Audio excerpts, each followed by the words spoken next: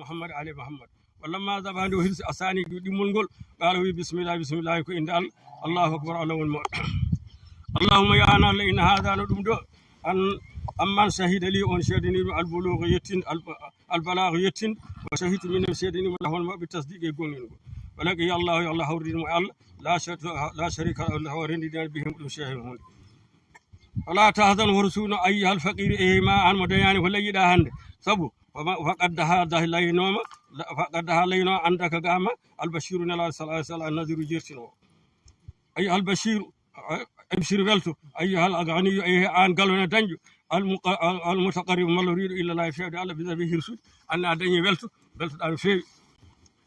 فليس لا راكي في يومك أود يلوم هذا كبر موجود أفضل كبر موجود من هاي عملا قل الصالح موجود لا يدهن بعد قل برد موجود فقال صلى الله عليه وسلم ما عمل قلاني ابن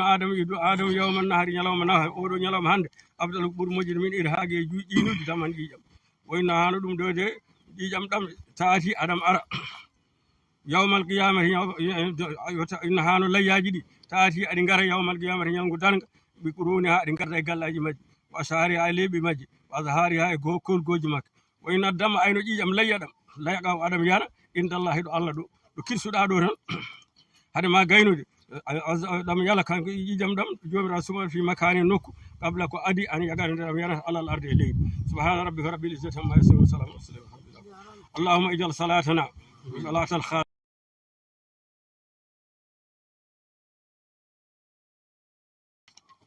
وأقوالنا أقوال الصادقين وأفعالنا أفعال الفائزين وأزواجنا أزواج الطاهرين ودعاءنا دعاء المتجابين وحياتنا حياة الصالحين ومماتنا ممات الشاهدين نسألك العفو والعافية إننا راغبون لا تردنا خائبين برحمتك يا أرحم الراحمين ربنا تقبل منا إنك أنت السميع العليم ربنا آتنا في الدنيا حسنة وإلى آخرة حسنة وقنا عذاب النار الله جبنا يوتيني كدي تسبار غرو كلا جولو سادبو ساغوركو سا سيفتري يا الله أكبر لا بتتي فدروك تسبار هن e jango e baawo jango nyalama demba baare o subha mum ton gasoydo hawra waktuji sappo e joyi assalamu aleykum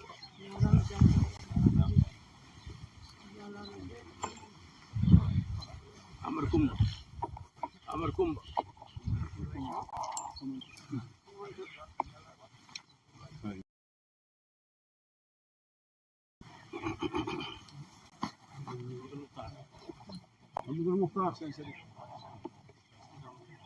Badi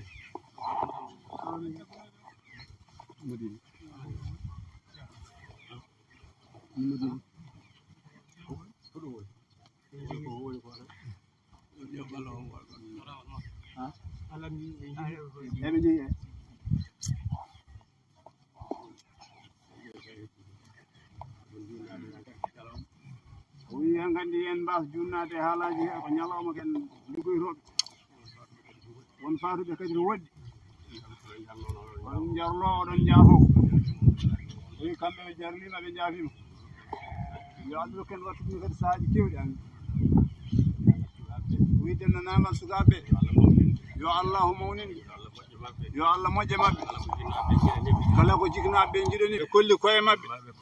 ɓe kolli men koɓe jogui yo moƴƴere yo Allah yo moƴƴere wonɓe wuro e wonɓe bisimillahi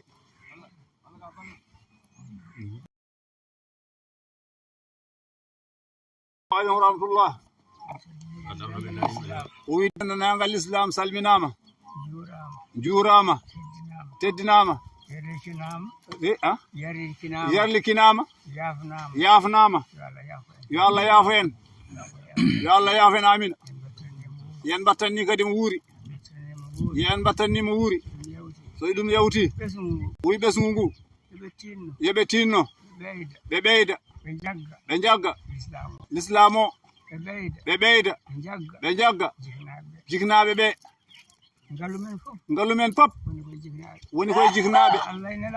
caggal Allah nela ɗum yawti ko jignaɓe koye so neɗɗo dañi jignaɓe aduna mum e lakara mum feewi ko ardi pop aɓe jarlo noon aɓe jaafo yen mbattannimo wuuri enen kala e julɓe yo en tinno e gondi